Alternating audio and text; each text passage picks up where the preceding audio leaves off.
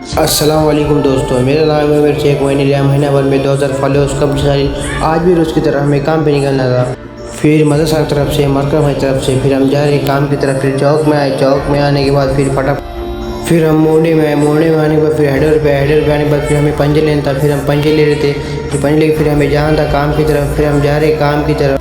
फिर काम पे आने के बाद फिर माल कलाया, माल कलाने के बाद फिर ऐसी धूप तो ऐसी गिरी थी जैसा देखने का काम ही नहीं था। बहुत धूप गिरी थी, फिर भी काम करना ज़रूरी है धूप में। फिर इधर हमारे मिस्त्री इधर काम कर रहे थे दोनों भी।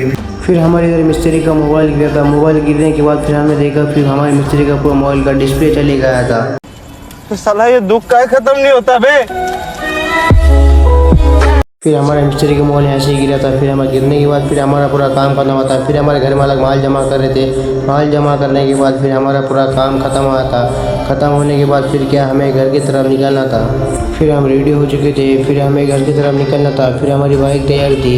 मिलते अगली ब्लॉग में, जब तक अपने भाई को फॉलो कर लो।